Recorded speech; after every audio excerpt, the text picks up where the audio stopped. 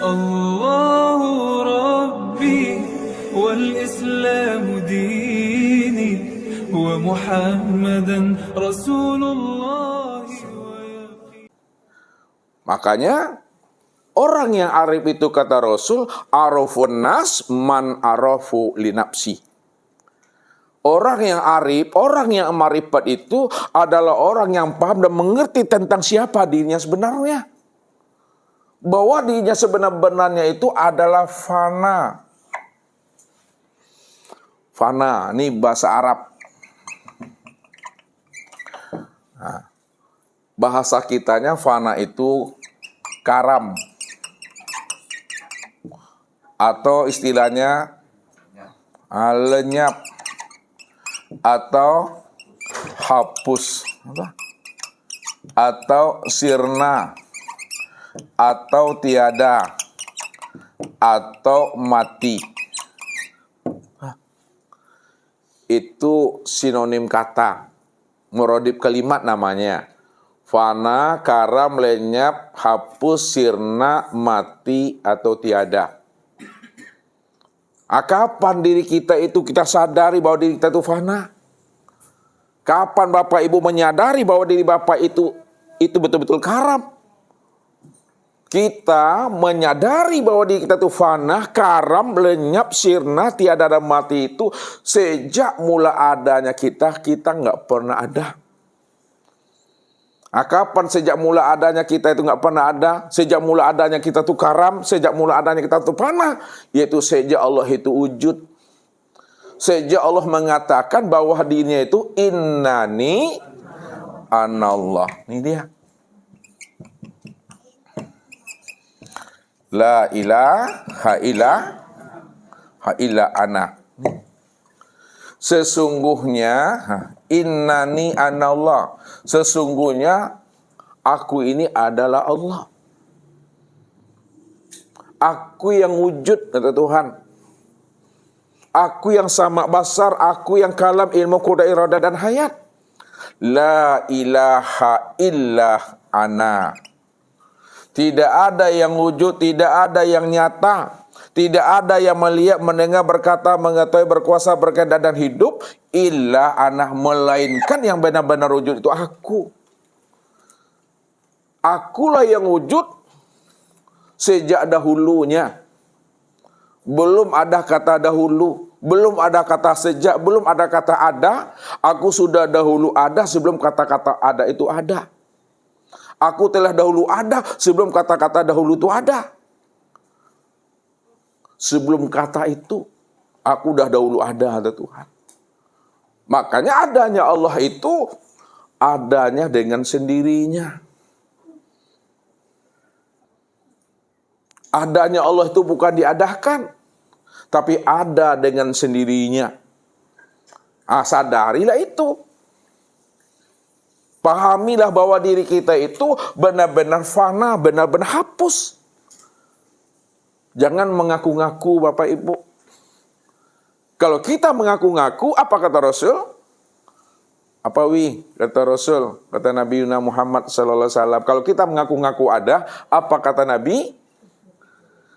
Halo ibu-ibu, Epa, Bu Lia, Ibu Mira, Gina, ibu-ibu, Pak Erik. Alhamdulillah selamat ibu-ibu dengan Pak Erik ini. Terima kasih dengan Pak Erik. Wujuduka zanbun. Wujuduka zanbun. Apa artinya Pak Erik? Adanya wujud dirimu itu adalah Alhamdulillah. Beruntung jo bini Pak Erik dapat Pak Erik mah. Wujuduka zanbun. Adanya wujud dirimu yang merasa ada itu dosa itu dah. Jadi dikatakan dosa itu ketika merasa. Ya, ketika merasa ada itu dosanya Bapak Ibu. Ya, makanya dosa orang makrifat itu ketika merasa ada itu dosa dia. Padahal sebenarnya diri itu fana. Dirinya benarnya itu fana, nggak ada. Tapi dia merasa ada di situ. Ketika merasa ada itulah dosa di situ.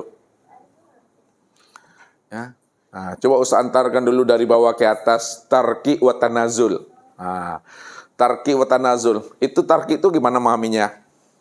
Membacanya gimana tuh Pak Imam? Kalau tarki itu gimana cara pahamnya? Dari bawah ke atas apa namanya?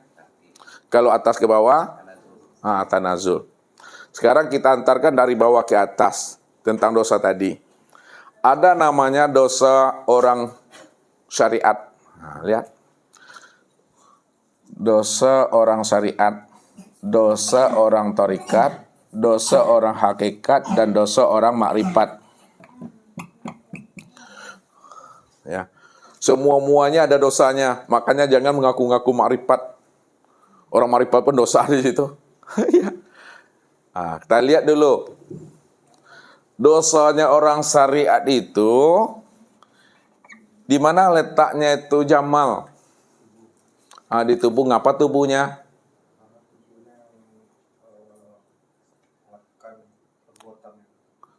Sholat, berpuasa, begitu. Bantu lagi apa? Di mana letaknya orang syariat itu berdosa di tubuh? Ya ngapa dia perbuatan tubuhnya? Iya. Dosa orang syariat itu nampak pada batang tubuhnya, memandang kepada yang tak baik, ngomong yang tak baik, dengar yang tak baik. Apakah dia mencuri, apakah dia dusta, apakah dia merampok dan sebagainya. Atau bahasanya Jamal, mencilui. Tahu mencilui? Tuh. Di situ dia letaknya dosa. Nampak pada batang tubuhnya. Itu dosa orang syariat tuh. Melihat pada batang tubuh. Lalu bagaimana pula dosanya orang tarikat itu, Pak Ali? Dosa orang tarikat itu gimana? Ya, orang tarikat itu tetap berdosa juga dia. Lalu di mana letak dosanya tuh?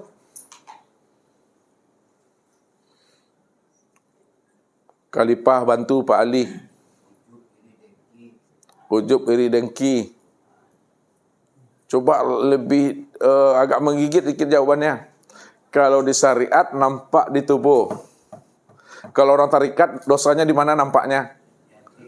Di hati.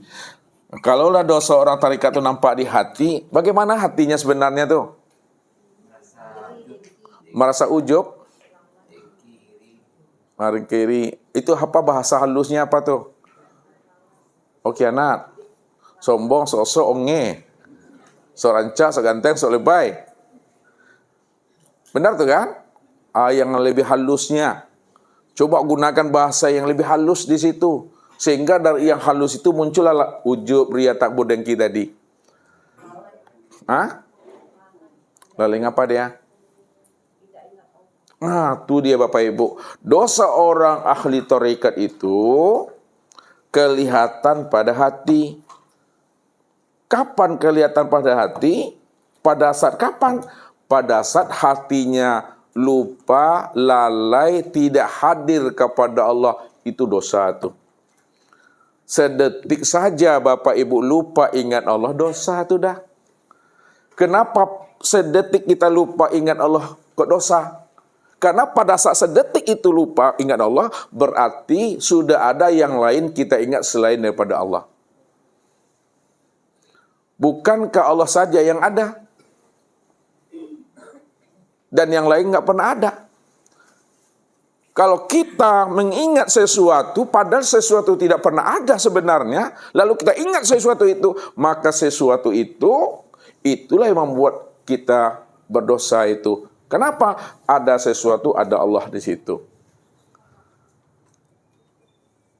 Itu dosanya. Jadi, dosanya orang tarikat, apa tadi Ibu? Halo? Apa tadi dosa orang tarikat? Ibu pernah berdosa? Oh pernah ya. Dosa apa Ibu lakukan? Dosa syariat atau dosa tarikat? Dosa syariat. Ibu bantu. Ini rombongan apa nih? Rombongan dari anggota dewan belakang ya. Ibu bantu Ibu. Tidak ingat Allah. Jadi dosa orang tarikat itu apabila hatinya ini alpa Ibu. Hati alpa itu hati yang tidak hadir, hati yang tidak ingat kepada Allah, hati yang tidak bersama Tuhan. Itu dosa dah tu dah. Sedetik saja Bapak Ibu lupa kita ingat Allah, dosa tu dah. Lalu bagaimana pula dosanya orang hakikat, dosanya orang tauhid itu di mana pula letaknya tu, Mira? Halo Mira. Ari mana Ari? Masih jualan? Bantu Gina.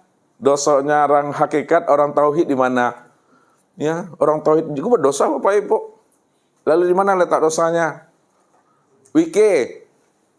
Dosa orang tauhid di mana letaknya? Ketika tu dia, alhamdulillah. Senang juga lah Pak Rio jualan di situ. Dosanya orang ahli hakikat apabila dia tidak mampu memandang Allah yang wujud dan nyata pada segala sesuatu, maka disitulah letaknya dosa. Apa kata Rasul itu, Rian? Apa kata Nabi itu? Dosa orang hakikat kalau tidak mampu memandang Tuhan dari apa yang dipandangnya, maka itu adalah dosa. Apa kata Nabi itu?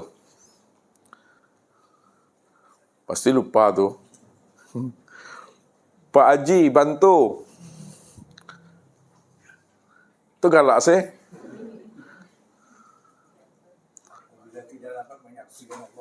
Ya, apa tuh? Bantu Pak Abdul. Hah?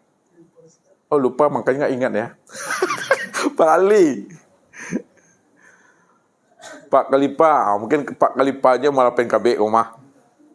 Oh enggak juga dah. Pak Rido lah minta tolong Pak Rido. Awalnya. Nanti akhir lagi kan? Man nazara. Coba bantu. Alhamdulillah. Ya. Man nazara ila say'in ma lam yarallaha bihi fahuwa batil. Siapa yang memandang kepada sesuatu lalu dia tidak mampu memandang Allah yang sudah wujud dan nyata pada sesuatu itu, fahuwa batil, itulah pandangan yang batal. Pandangan yang batal itu pandangan yang berdosa. Pandangan yang tidak memberi manfaat, faedah, dan pandangan yang tidak bernilai ibadah. Tidak mampu memandang Allah, padahal Allah itu wujud, padahal Allah itu nyata, padahal Allah itu terang, Allah itu jelas. Wujud nyata terang menjelasnya Allah itu bikulli syai'in muhit. Allah sudah meliputi segalian alam ini ya. Kalau Allah sudah meliputi sekalian alam, lalu kita tidak mampu memandang Allah yang sudah nyata pada alam, itu pandangan berdosa orang ahli hakikat itu. Ya. Kelihatan pada ruhnya ini.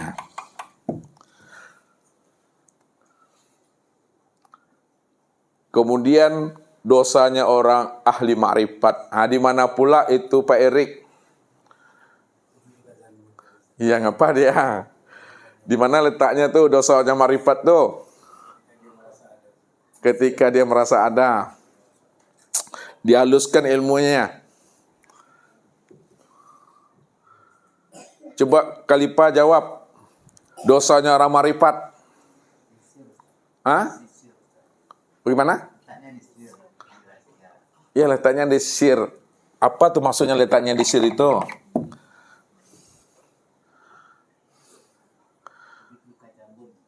Itu dalilnya. Itu dalilnya tuh. Adanya wujud dirimu tuh dosa. Kan dalil tuh. Lalu di mana letaknya dosa makrifat itu dikaitkan dengan dalil tadi? Di mana letak ada dosanya di situ? Kebalikan hadis itu. Kebalikannya.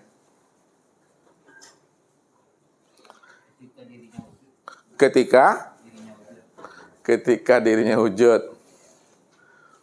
Bahasa yang halus dipakai itu bahasa hadis tadi itu. Ya. Coba bantu mana Pak Ben yang waktu itu dapat jawab tuh. Pak Ben mana Pak? Fana dia. Ada. Ustaz haluskan. Kapan orang makrifat itu dikatakan dirinya berdosa? Ketika dirinya itu belum fana. Ketika dirinya belum fana, maka disitulah dirinya itu dosa. Fana itu apa artinya? Lenyap. Ketika dirinya belum lenyap, dosa itu. Bahasa yang lebih halus di situ, apabila masih nampak diri Bapak Ibu sama Tuhan, ya, masih nampak sama Allah, diri kita ini wujud, masih nampak sama Allah, kita ini yang melihat, kita yang mendengar, kita yang berkata, kita yang berjalan, kita yang duduk, nampak sama Allah, itu dosa itu. Berarti selagi diri kita ini belum fana, di situ dosa, letak dosanya itu. Oleh karena itu, fanakan diri kita. Kalaulah difanakan diri, apanya yang mesti difanakan ibu-ibu? Apanya yang difanakan? Supaya tidak berdosa. Halo? Nah, ada panik aku, ha? Bantu lagi Pak Imam, apanya yang difanakan sebenarnya? Sifatnya. Hah? Sifatnya. Sifat ngapanya nih? Sifat yang 7, sifat mani. Oh, sifat mani. Sebelum yang 7 itu apa tuh? Sebelum yang 7. Itulah tuh wujud diri itu yang fanakan dulu.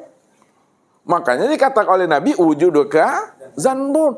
Adanya wujud dirimu itu dosa. Jadi fanakanlah wujud kita ini. Bagaimana cara memfanakan wujud itu, Pak Haji Sparjo? Cara memfanakan wujud diri Bapak gimana caranya? Caranya gimana? Bagaimana cara hilangkan keakuan?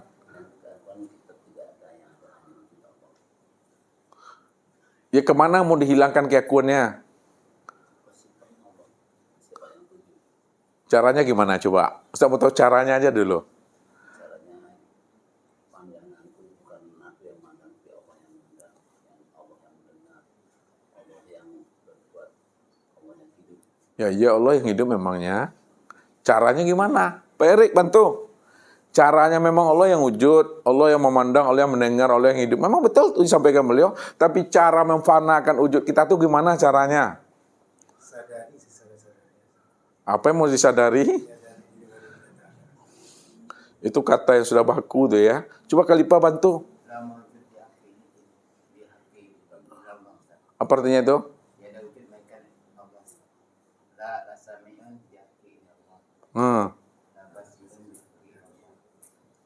Apa artinya tuh? La maujudan bil haqi. Tidak ada yang wujud melainkan yang wujud hanya Allah. Apa maksudnya itu? Tidak ada yang wujud melainkan yang wujud hanya Allah. Lalu di mana letak fananya? Itu kan baru kata-kata baru tuh. Tidak ada yang wujud melainkan hanya Allah. Apakah udah fana itu atau belum? Itu kata-katanya baru tuh. Cara memfanakan diri itu gimana? Ya gimana cara matikannya tuh? Fana kan mati juga artinya nih ha. Fana ha. Fana itu anda mati. Sirnakan, hapuskan, lenyapkan, karamkan. Menjadi persoalannya bagaimana cara memfanahkan diri ini? Caranya itu ha. Memang yang wujud Tuhan Allah cuma yang wujud. Sadar kita memang Allah yang wujud. Cuma bagaimana caranya itu? Supaya diri kita ini wujud kita itu nggak ada. Kesadaran bahwa diri kita tidak ada, yang adanya Allah. Benar itu tapi salah. Benar tapi salah. Panahkan tubuh kita ke afal Allah.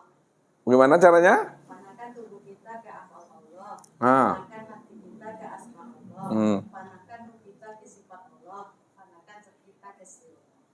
Caranya gimana? Caranya. Silakan wujud kita ke dalam wujudnya Allah. Baru panah. Udah. Pasai ya kuang. Tahu arti pasai ya ke? Cari aja sendiri tuh. Jadi caranya Bapak Ibu ya, Fanakan wujud kita ini di dalam keesaan wujud Allah. Ya Allah, yang wujudnya Engkau, ya Allah, aku ini tiada, ya Allah. Begitu dia. Fanakan ya basor kita ini ke dalam basornya Allah. Ya Allah, yang melihat Engkau, ya aku ini tiada, buta, ya Allah. Yang mendengar Engkau, ya Allah, aku ini tuli, ya Allah. Begitu dia. Ya Allah, yang hidup itu hanya Engkau, ya Allah, aku ini mati, ya Allah. Jadi fanakan wujud kita di dalam wujud keesaan Allah. Allah lah yang wujud semata-mata di situ. Barulah itu memahaminya. Dah fana itu semua, maka ketika itu diri kita itu tidak ada lagi dosanya. Maka dikatakan dosa orang marifat itu apabila dia belum fana. Dosa itu dah. Makanya disebut fana billah, karam dirinya ke dalam wujud diri Allah itu. Diakuinya di situ. Inilah kuncinya. Man arafa nafsahu bil fana'i, siapa yang sudah sadar dirinya bahwa dirinya sejak mula adanya nggak pernah ada. Dirinya sejak mula adanya karam, diri sejak mula adanya mati. Faqad arafa rabbahu bil baqa'i, maka pastilah dia kenal, sadar sesadar-sadarnya bahwa Tuhan itulah yang baqa. Tuhan itu yang kekal. Tuhan itu yang baqa, kekal. Sejak dahulunya, sekarang, dan yang akan datang. Kalau Allah itu memang betul-betul bako, kekal, dahulunya, sekarang, yang akan datang, itu artinya bahwa dialah sebenar-benar yang wujud itu. Kalau dia yang wujud, maka dialah yang sama. Dialah yang basar. Dialah yang kalam. Dialah yang ilmu. Dialah yang kudrat. Dialah yang iradat. Dan dialah yang hayat. Disitulah letaknya qiyamuhu binafsihi itu, Bapak Ibu. Apa artinya itu? Qiyamuhu binafsihi. Berdiri dengan sendirinya itu. Dia yang ada sejak mula adanya. Bahkan sebelum kata mula, sejak mulanya itu dia sudah lebih dulu ada. Gak bisa diterangkan, gak bisa dijelaskan dengan kata-kata, Bapak Ibu.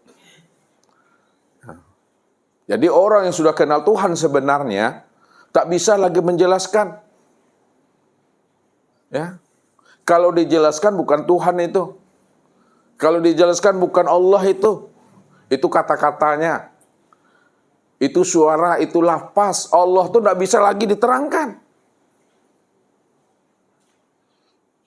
Kalau diterangkan, Allah yang sudah wujud, Allah yang sudah terang tadi, diterangkan, maka makin tak jelas lagi makna yang sebenarnya. Lain yang disebut, lain yang ditunjuk. Apa maksudnya saya selalu contohkan itu? Coba sebut namanya triplek. Triplek. Ini apa namanya ini? Ini apa nih? Ini papa tulis nih. Kan begitu. Sebut namanya meja, tujuh nanti. Itu artinya apa? Kalau kita sudah paham namanya meja, dah paham kita namanya triplek, jangan ditunjuk-tunjuk. Apalagi disebut-sebut atau diterang-terangkan. Makna yang sebenarnya, kalau Bapak Ibu sudah kenal Allah, jangan lagi diterang-terangkan, jangan lagi dijelas-jelaskan, apalagi ditunjuk-tunjuk.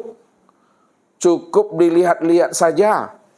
Dipandang-pandang sela, nikmati, rasakan, imani. Udah tuh.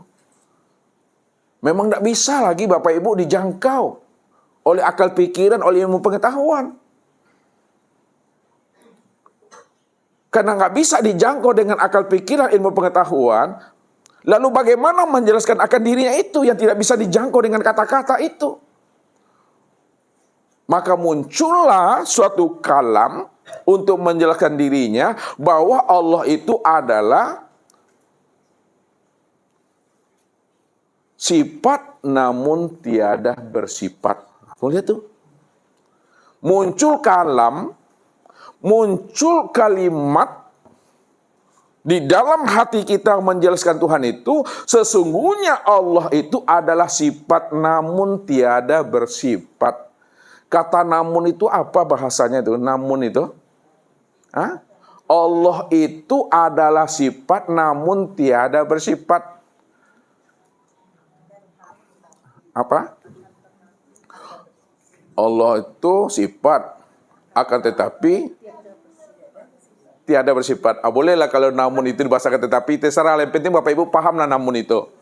Kena Ustaz, jangan paham tuh. Allah itu sifat namun tiada bersifat. Kenapa dikatakan Allah itu sifat? Ketika kita menjelaskan sudah bersifat. Padahal ya nggak bisa dijelaskan. Ketika kita menerangkan dirinya, ketika kita menceritakan dirinya, dia telah bersifat itu. Sebenarnya yang kita terangkan itu, dirinya nggak bisa diterangkan. Sebenarnya diri nggak bisa dijelaskan. Karena dia tidak bisa diterangkan dan dijelaskan dengan kata-kata, maka dikatakanlah dia sifat namun tiada bersifat. Maka kata-kata ini hanyalah sebagai isyarat saja untuk membukakan paham, menghantarkan pemahaman tentang dirinya. Disitulah dikatakan ya oleh para ulama, ma yakhruju baina syafatain ilal isyarati wal iktibar. Apa yang keluar dari mulut ini, yang keluar dari kata-kata ini, itu hanyalah suatu isyarat dan iktibar saja. Tapi pahamilah makna di balik kata-kata yang disampaikan itu. Jadi dia bisa dipahami, diambil dengan jalan rasa saja Bapak Ibu. Namun rasa itu tidak bisa diungkapkan, tidak bisa dijelaskan Bapak Ibu. Makanya ketika Bapak Ibu, ketika Ustadz menerangkan Allah, Allah itu sudah bersifat, namun dia tiada bersifat sebenarnya. Ustadz balikkan lagi pertanyaannya. Kapan Allah itu tiada bersifat? Ibu, halo Ibu. Ibu, kapan Allah itu tidak bersifat? Bu Lia? Bu Lina? Ini udah lama kali bersuluk nih. Mana lagi ya? Rani sembunyi-sembunyi juga dia. Ustadz sudah berdiri nih. Ha. Nampak sama Ustadz. Rani, kapan Allah itu tiada bersifat? Ketika apa? Ketika Pak Jeb tidak ada di rumah. Dewi, bantu. Ketika? Iya. Allah itu tiada bersifat ketika tidak disebutkan. Kalau nggak disebutkan apa tuh? Diam. Ketika diam, tidak ada kata, nggak ada suara, itu dia tiada bersifat itu. Itu disebut nama dengan zat. Itu disebut namanya zat. Jadi ketika Bapak Ibu diam, tidak menjelaskannya, tidak menceritakannya, dia tiada bersifat. Itu yang zat itu. Tapi ketika dijelaskan, maka dia bersifat. Makanya Ustaz katakan Allah itu sifat namun tiada bersifat. Dia bersifat karena kita menerangkannya. Kalau tidak diterangkan, dia tidak bersifat. Diam saja di situ. Pertanyaannya, kalaulah Bapak Ibu diam saja, sedangkan Bapak Ibu punya tanggung jawab menghantarkan pemahaman Allah itu kepada anak, kepada istri, kepada suami, atau kepada pasangan masing-masing. Kira-kira Bapak Ibu, bisakah paham pasangan kita, anak kita itu tentang Allah kalau Bapak Ibu diam saja? Tidak bisa paham. Kenapa tidak bisa paham kalau diam? Karena dia tiada bersifat di situ. Bagaimana menerangkannya? Lalu bagaimana pasangan kita, anak kita mengerti tentang Allah yang kita maksudkan kepada mereka? Caranya gimana? Disampaikan, diceritakan. Ketika kita menyampaikan, menerangkannya, disitulah dia telah bersih. Namun hakikatnya yang bersifat itu tiada bersifat. Itu menghantarkan gajinya. Makanya Ustaz katakan kepada Bapak Ibu, bagi orang yang sudah paham, yang telah sadar Tuhan, tak mampu dia menjelaskan tentang Allah. Orang yang sudah paham Allah, orang yang sudah sadar Allah, tidak mampu memberikan keterangan penjelasan tentang Allah. Apalagi Bapak Ibu ini ragu-ragu dengan Allah. Orang yang sudah paham tidak bisa menjelaskannya. Apalagi orang yang ragu. Atau tak paham sama sekali. Lalu dia sok-sok menceritakan Allah itu. Tambah kabur itu maknanya itu. Aduh Bapak Ibu. Jadi kalau ada orang bercerita Tuhan, dia lebih dahulu kenal Tuhan. Baru dia bisa menghantarkan pahamnya. Kalau dia tidak kenal Tuhan, kata-katanya kenal Tuhan, ya, tapi dia sendiri belum kenal Tuhan. Itu namanya berenang di kuli ayi itu Bapak Ibu. Ya. Ini yang Ustaz jumpai. Ya, salah seorang guru ma'rifat katanya, dia mengaku guru ma'rifat, tapi dia sendiri tidak yakin dengan ilmu yang disampaikannya kepada jemaah. Lucu kan tuh? Dia mengaku guru ma'rifat, tapi dia tidak yakin dengan apa yang disampaikannya kepada jemaah. Kalau dia tidak yakin, apalagi jemaahnya. Ini berenang di kulit air namanya. Kata-katanya ilmu ma'rifat. Allah tu wujud, Allah tu sama, Allah tu basar, Allah tu kalam, Allah tu ilmu, Allah tu qudar, Allah tu iradat, Allah tu hayat, Allah tu awal, akhir, zahir dan batin. Tapi apa yang disampaikannya, dia masih ragu dengan kalimat itu. Bagaimana orang yakin dengan kalamnya, dia sendiri saja belum yakin. Makanya walaupun kalimatnya kalimat ma'rifat yang keluarkannya, belum tentu dia kenal Tuhan. Kata-katanya baru kenal Tuhan, tapi apa yang dikatakannya dia tidak yakin dengan Tuhan itu. Yang mesti dipahami adalah zuk yang Allah berikan kepada kita itu. Ilmu zauq itu yang sebenarnya. Yang sudah namanya iman kamil, yang sudah isbatul yakin itu. Tidak bukti kata-kata di situ. Ya, tidak bukti keterangan. Karena dia sudah isbat. Memang Allah itulah sebagai bukti kebenaran itu. Apalagi mesti diungkapkan Bapak Ibu. Itulah iman itu tidak lagi bisa dipengaruhi oleh kalam siapapun Bapak Ibu. Bapak Ibu kalau sudah punya iman yang isbat, iman yang sudah kokoh, tidak bisa lagi diragu-ragukan oleh omongan orang. Makanya kita itu belajar mesti yakin kita. Kalau tidak yakin, hanya ya Bapak Ibu kalau tidak karam. Lihatlah kisahnya Luqmanul Hakim yang mengajari anaknya tentang ilmu istiqomah itu. Ya, ketika beliau berjalan dengan anaknya di pasar Bapak Ibu dengan seekor keledai. Keledai itu tahu enggak Ibu lihat tuh keledai itu apa?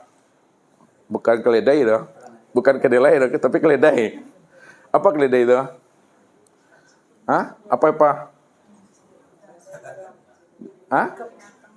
Binatang apa dia?